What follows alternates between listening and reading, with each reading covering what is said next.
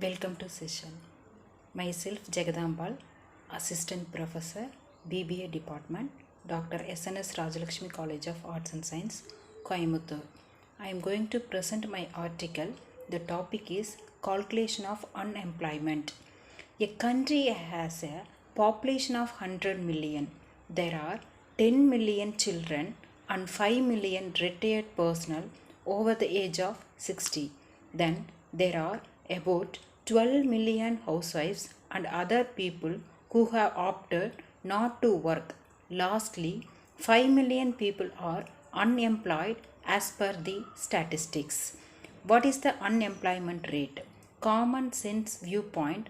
Common sense viewpoint would make us believe that most of the information in this example is unnecessary. The population of 100 million and out of those 5 million people are unemployed. Hence the unemployment rate is 5%.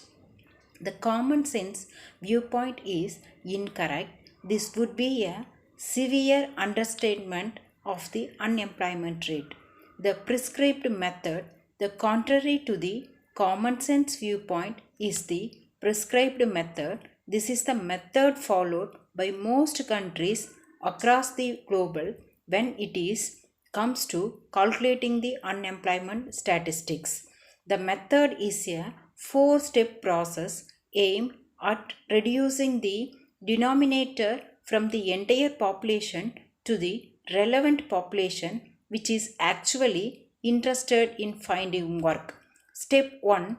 Calculate the working age population, children and old people to form a part of the entire population.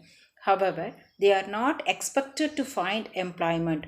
In fact, most of countries around the world have laws prohibiting the use of labor of children less than 16 years of age.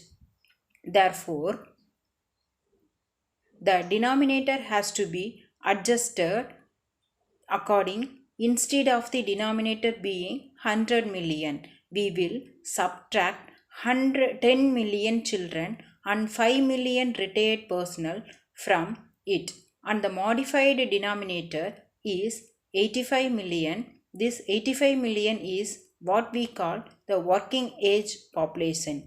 Step 2. Calculate the labor force.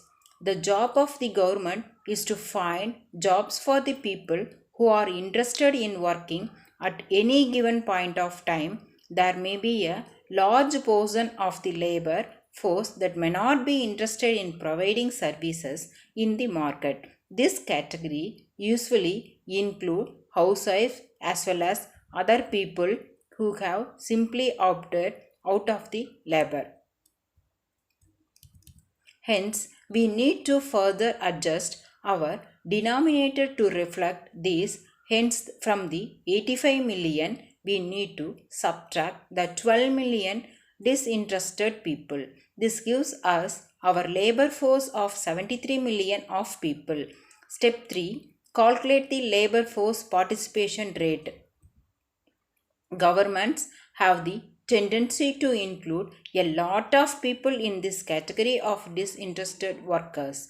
This makes the statistics look good and help them avoid blame when the going gets wrong. The monitor this tendency, economic have the create a metric called labor force participation rate.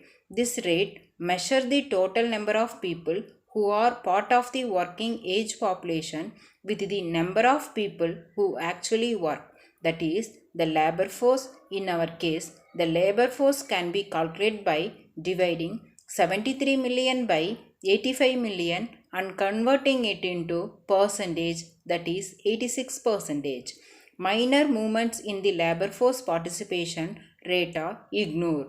However, if significant movements occur, the new figure becomes incomparable with the earlier numbers. Step 4. Calculate the unemployment rate. The last step is to calculate the actual unemployment rate. The unemployment rate is calculated by dividing the number of unemployed people by the number of people in the labor force.